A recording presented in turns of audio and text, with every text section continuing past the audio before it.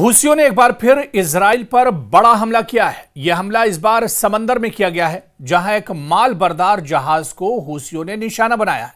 बहरे अहमर, जो कभी सिर्फ एक अहम तिजारती रास्ता समझा जाता था, आज एक ऐसी गुजरगाह बन चुका है जहां ताकत, सियासत और मज़ाहमत की नई जंग लड़ी जा रही है। और इस बहरे अहमर पर यानी लाल समंदर पर अब हूसियों का पूरे तौर से कब्जा है। और यही वजह है कि हूसी अक्सर यहां से इजराइल के या इजराइल के इत्तेहादी ममालिक के जो कंटेनर्स, जो जहाज यहां से गुजरते हैं, उन्हें अपना निशाना बनाते हैं।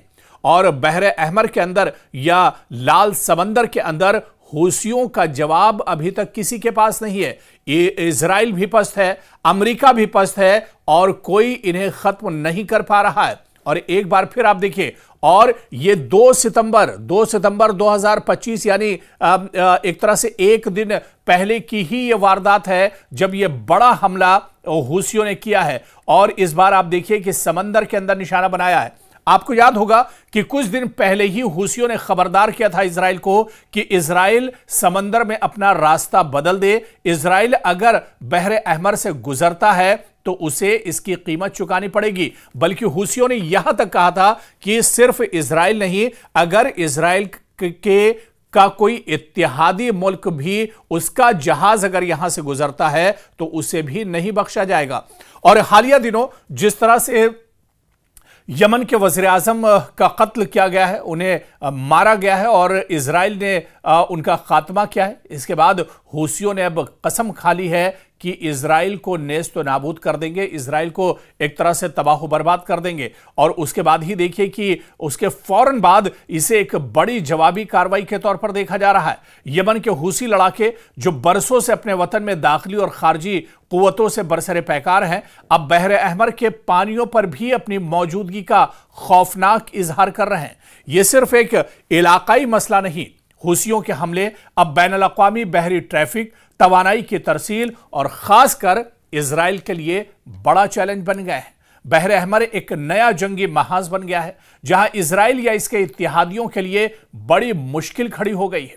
हूसी ग्रुप ने बाकायदा दावा किया है कि उन्होंने शुमाली बहरे अहमर में एक बहरी जहाज को 2 ड्रोन्स और एक मिसाइल के जरिए निशाना बनाया है, क्योंकि उनके बकौल वो जहाज इजराइल से मुंसलिक था, यानी इजराइल के लिए यह जहाज सामान लेकर जा रहा था। और इसी जहाज को 2 ड्रोन्स और एक मिसाइल के जरिए से समंदर के अंदर ही निशाना बनाया गया है।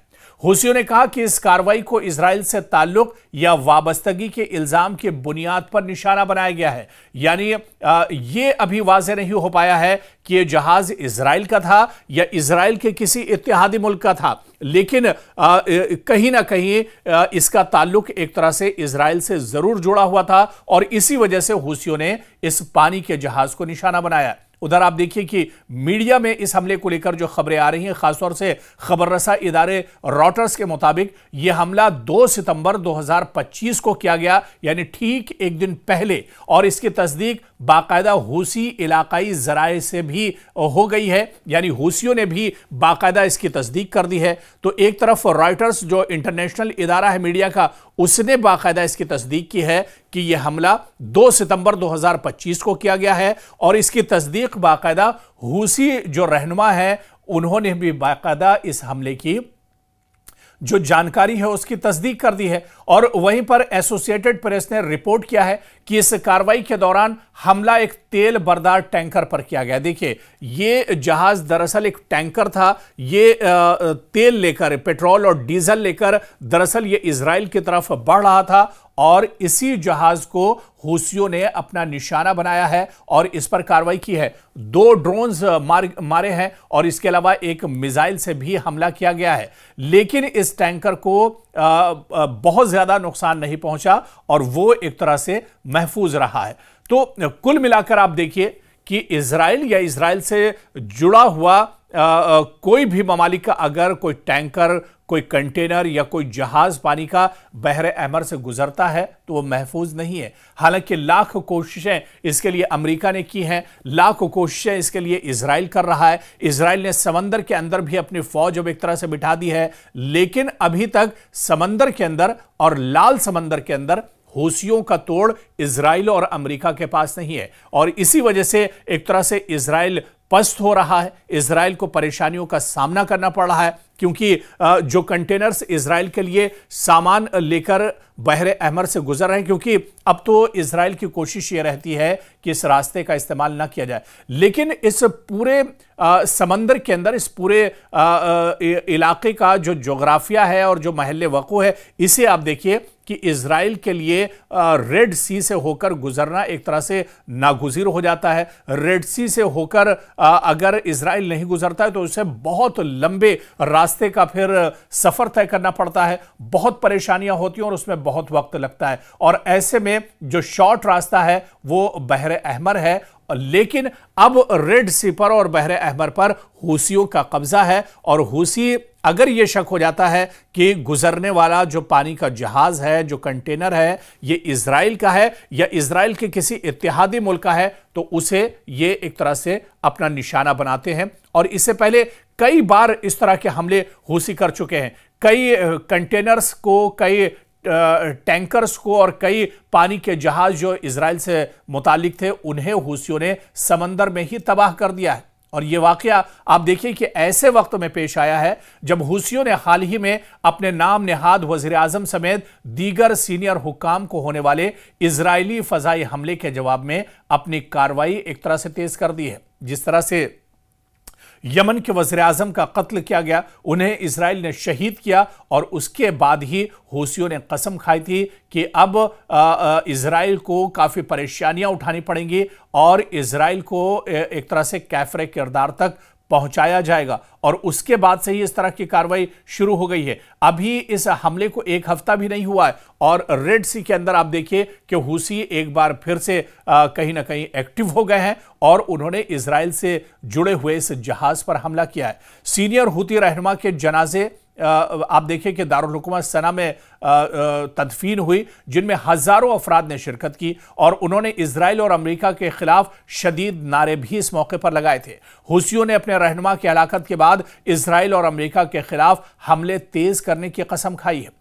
और इससे पहले भी आप देखिए कि रेड सी के अंदर जो हूसी है या इसके अलावा अगर इजराइल पर हूसियों के हमले की बात करें तो कई ऐसे बड़े हमले हूसियों ने अंजाम दिए हैं जिससे इजराइल परेशान रहता है, जिससे बिन्यामिन नेतन्याहू कहीं ना कहीं परेशान रहते हैं। साल 2023 में 19 अक्टूबर को आप देखिए कि हूसियों ने यमन से इजराइल की जानिब चंद जमीन पर हमला किया और मिसाइल और ड्रोन दागे, जिन्हें अमरीकी जंगी बेड़े USS कार्ने ने एक तरह से रोक लिया था, वरना इजराइल में काफी ज्यादा नुकसान होता।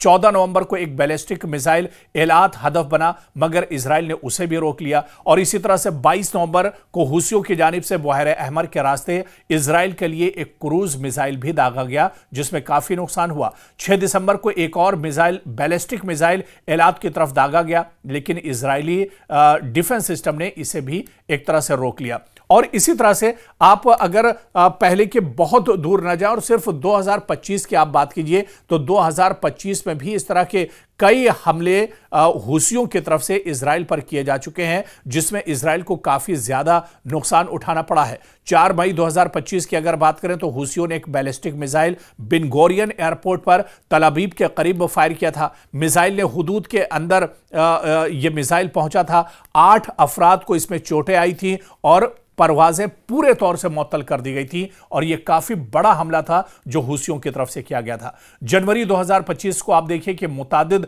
हमले रिपोर्ट हुए। बैलिस्टिक मिसाइल, ड्रोन्स और क्रूज मिसाइल के जरिए इजराइल और बहरी जहाजों को हूसियों ने निशाना बनाया था। तो आप देखिए कि इस तरह के हमले इससे पहले भी एक तरह से हूसियों की तरफ से होते रहे और हूसी कहीं ना कहीं पहले के मुकाबले में अब बहुत ज्यादा मजबूत हो गए और यही वजह है कि अब सिर्फ उनके जो रॉकेट्स थे या जो ड्रोन्स थे, अब इससे कहीं ज्यादा आगे हूसी बढ़ चुके हैं। अब हूसियों के पास बैलिस्टिक मिसाइल भी हैं, लेटेस्ट ड्रोन भी हैं, क्रूज मिसाइल का इस्तेमाल भी करते हैं। और यहां तक की जो खबर आई थी कि ये हाइपरसोनिक सिस्टम्स और जो मिसाइल हैं इसका इस्तेमाल भी करते हैं और बेशतर हमले इजराइल के अलग अलग जो इलाके हैं वहां पर ये हमले किए जाते हैं। बिन गोरियन एयरपोर्ट को तो कई बार हूसी अपना एक तरह से निशाना बना चुके हैं। तो हूसियों का मौकफ है कि उनकी ये कार्रवाइयां फिलिस्तीन और गजा की हिमायत में है और वो इजराइल के खिलाफ अपनी मज़ाहमत जारी रखेंगे जब तक कि गजा पर हमले खत्म नहीं होते। इसी दौरान इजराइल मुसलसल हवाबाजाना और समुद्री जवाबी कार्रवाइयां कर रहा है, चाहे वो हवा से हो या समंदर के जरिए हो। लेकिन इजराइल के इस कार्रवाई के बाद भी हूसी बाज नहीं आ रहे हैं और जिस तरह से यमन के वज़ीर आज़म का कत्ल किया गया है उसके बाद से हूसियों में और ज्यादा नाराजगी है। यानी आने वाले दिनों में मशरिक़ वुस्ता में इजराइल पर हूसियों के और भी बड़े हमले हो सकते हैं।